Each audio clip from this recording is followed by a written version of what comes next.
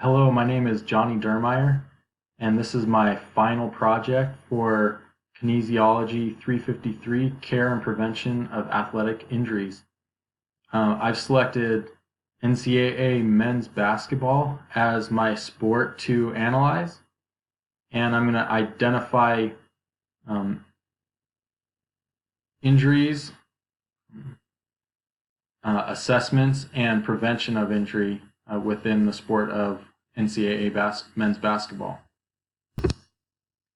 Factors that may cause injury within NCAA men's basketball are high stakes games where players are willing to put their body on the line in order to win a game.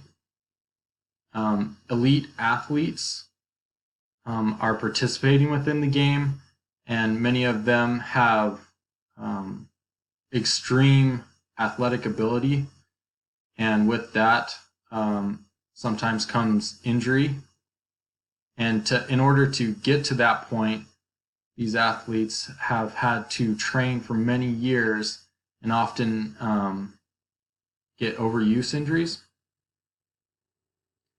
And many NCAA men's basketball players feel stress from teammates or their institution to return to play too early, which can cause injury.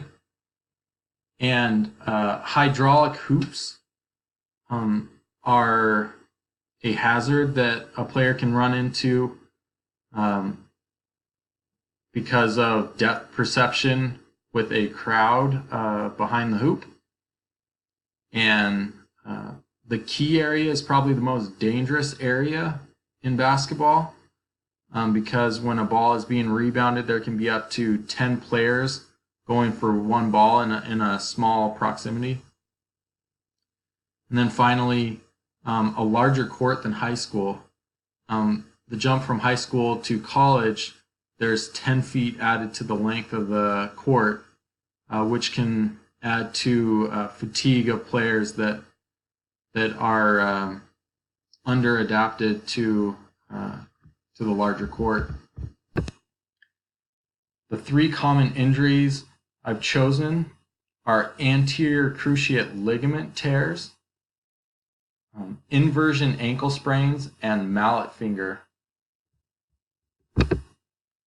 Let's start with the anatomy of the ACL.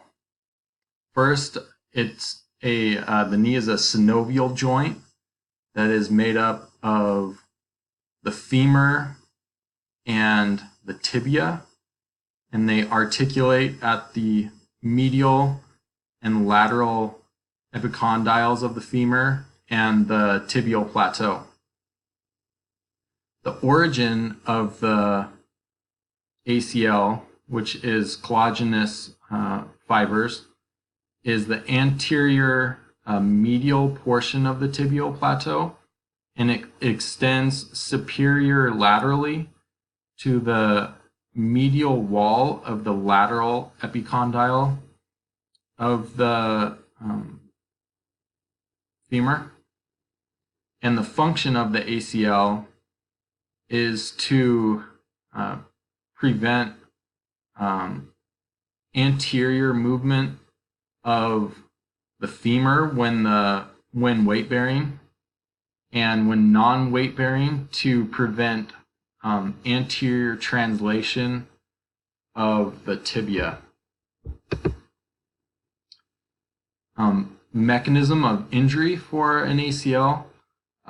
In this video to the side, I'll just start playing, is Chuma Okeke's injury of his ACL. First he was decelerating, and then his hip internally rotates and abducts, as well as his knee abducts and externally rotates, causing knee valgus.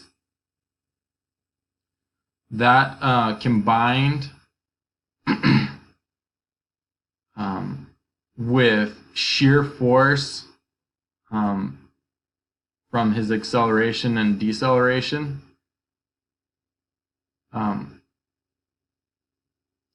and an axial load to the foot causes that ACL to tear.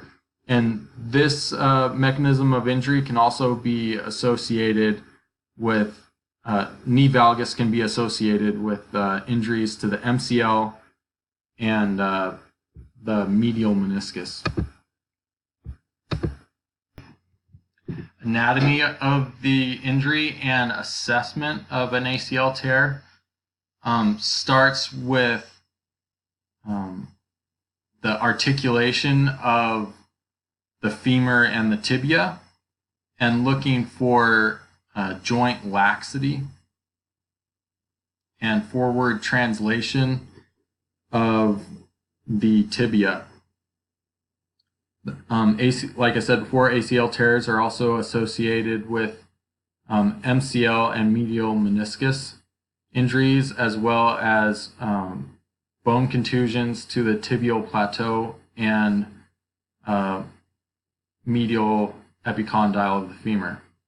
A Hops assessment can be used, the history, observation, palpation, and special tests.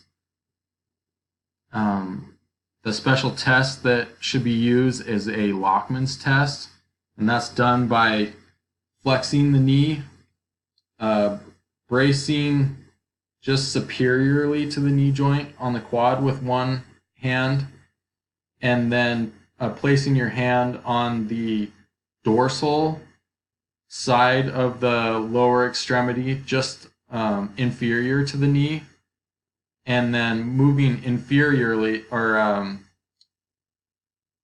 anteriorly, looking for laxity of the knee joint. And sometimes this can come back as a negative test, even though the ACL has been teared, because a hamstring muscles can spasm. And for that reason, it's always good to send an athlete that has that mechanism of injury to get an MRI. A treatment for an ACL injury, acute treatment can be done using the Price technique, which is protect by immobilizing and taking away weight bearing, and then rest, ice, compress, and elevate. And then one of the best surgeries that can be done to repair a ACL injury is an internal brace system is applied by using a fiber brace that extends superiorly from the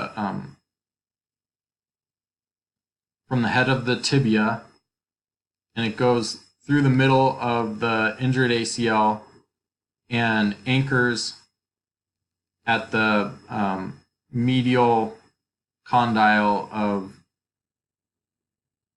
the medial epicondyle of the femur, and this stabilizes the knee, and that's the best treatment for an athlete that's looking to return to play.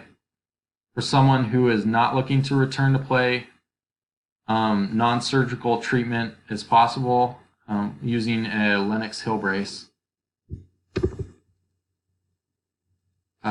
Preventative and rehabilitative exercises that are really good for an ACL tear would be a bridge, which strengthens the hip, which is part of knee valgus, and also strengthens the quads. And when you add a ball to this, using abduction, squeezing the ball, it strengthens the vastus medialis, which prevents knee valgus.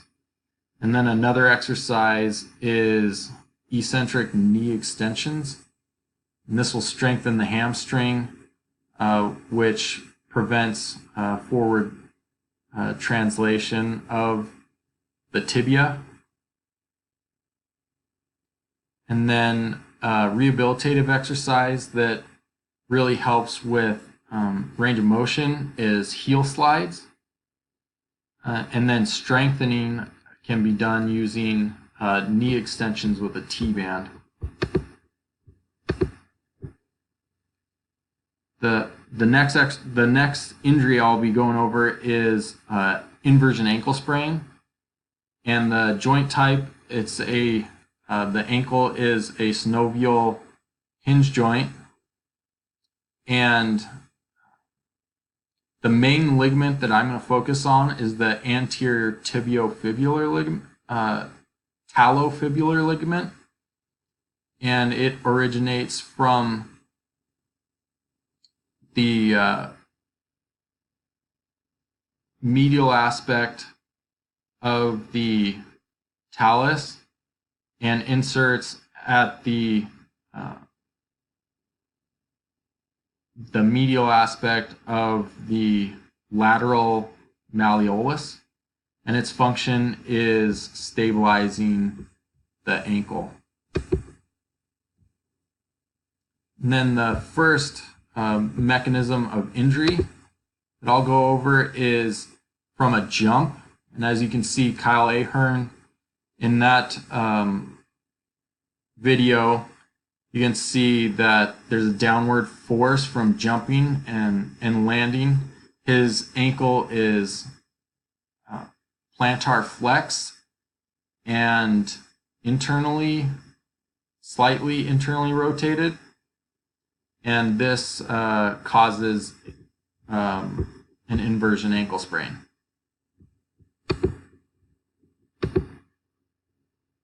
And because of time, I'm actually not going to go into the second mechanism.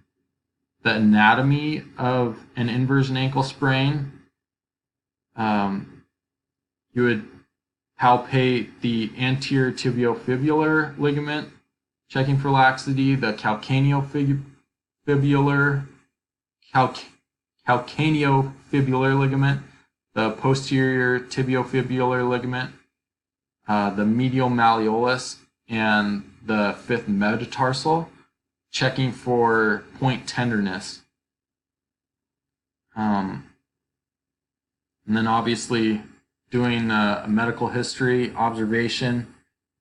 The anterior drawer test is the best test for the anterior, the ATFL, and you're looking for laxity in that joint, as well as doing the talar tilt test, which is checking for laxity in the calcaneofibular ligament. And because the fifth metatarsal also can be fractured, it's always good to get a x-ray.